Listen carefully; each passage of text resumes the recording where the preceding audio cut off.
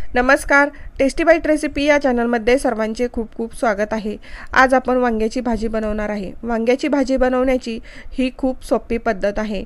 या पद्धतीने अतिशय टेस्टी आणि चमचमीत वांग्याची भाजी तयार होते। ही भाजी बनवत असताना मी कुठल्याही वाटणाचा वापर केलेला नाही। अगदी 8 ते 10 मिनिटांमध्ये अतिशय सुंदर भाजी तयार होते। अशी भाजी तुम्ही टिफिनसाठी किंवा रोजच्या जेवणामध्ये बनवू शकता। चला तर आपण भाजी बनवायला सुरुवात करूया। यासाठी अगदी छान हिरवीगार काटेरी वांगी इथे मी घेतली आहेत। ही वांगी स्वच्छ धुवून अर्धा तास पाण्यामध्ये भिजत ठेवली होती। आता या वांग्याच्या देठाकडची साईड थोडी कट करून घ्यायची आहे आणि त्यानंतर देठाच्या खालच्या साईडही या पद्धतीने कट करायच्या आहेत। आता या वांग्याला मी 4 काप करणार आहे। बघा तुम्ही पाहू शकता या पद्धतीने मी वांगला 4 काप दिलेले आहेत। आता असंच आपण वांग देठापर्यंत कट करून वांग्याचे 2 भाग करायचे आहेत आणि या पद्धतीने आपल्याला फोडी फोडून घ्यायच्या आहेत। असं केल्याने वांग्याला असणारी आतमध्ये कीडही दिसते आणि वांग्यामध्ये मसाला छान मुरला जातो। इथे मी 3 वांग्याची भाजी बनवत आहे। आता या फोडी पाण्यामध्ये भिजत ठेवल्या आहेत। पाण्यामध्ये भिजत ठेवल्यामुळे काळ्या पडत नाहीत। गॅसवरती एक पातेलं गरम करायला ठेवलं आहे। त्यामध्ये 2 टेबलस्पून तेल घातलेलं आहे। तेल गरम झालं की त्यामध्ये अर्धा चमचा मोहरी, अर्धा चमचा जिरे, 7-8 लसूण पाकळ्या टेचून घेतल्या आहेत ते घालायचं आहे आणि त्यामध्ये 7-8 कढीपत्त्याची पाने घालून घेतलेले आहेत। कढीपत्ता लसूण छान भाजला की त्यामध्ये छोटी वाटी बारीक चिरलेला कांदा घालायचा आहे। कांदा छान भाजला की त्यामध्ये कोथिंबीर आणि आल्याची 1 चमचा पेस्ट घातलेली आहे। हे छान परतून घेऊया। बघा इथं मसाला आपला छान लालसर परतलेला आहे।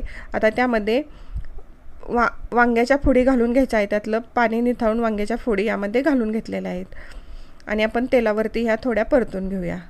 बघा इथं तेलावरती वांग्याच्या फोडी परतल्या की त्यामध्ये 1 चमचा मी मीठ घालून आता हे मीठ घातल्यानंतर साधारणपणे 1 मिनिटभर आपण तेलावरती ह्या फोडी परतून घेऊया। बघा तुम्ही पाहू शकता 1 मिनिटानंतर वांग्याचा कलरही बदललेला आहे आणि छान अशा फोडी आपल्या परतलेल्या आहेत। आता यामध्ये मी अर्धा चमचा हळद, अर्धा चमचा धना पावडर, 1 चमचा घरगुती लाल साठवणीचा मसाला, तुम्ही याऐवजी कांदा लसूण मसालाही वापरू शकता, बारीक चिरलेली थोडीशी कोथिंबीर घातलेली आहे आणि व्यवस्थित तेलामध्ये मिक्स करून साधारण 1 मिनिटभर आपण परतत ठेवणार आहे। तिखट आणि मिठाचं प्रमाण तुम्ही तुमच्या आवडीनुसार कमी जास्त करू शकता। बघा इथं छान मसाला भाजून झालेला आहे।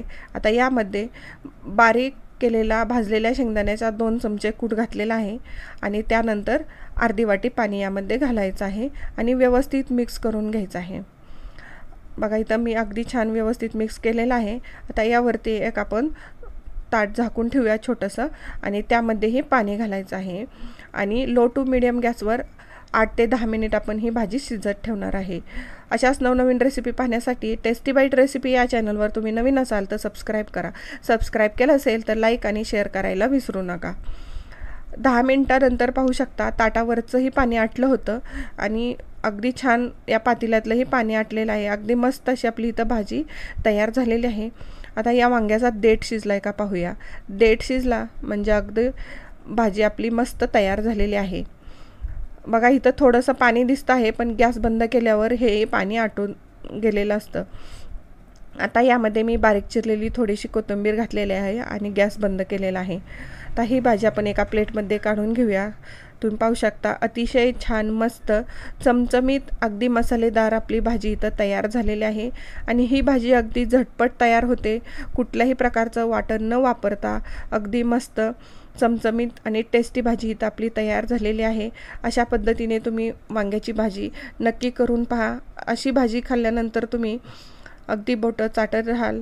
थँक्यू।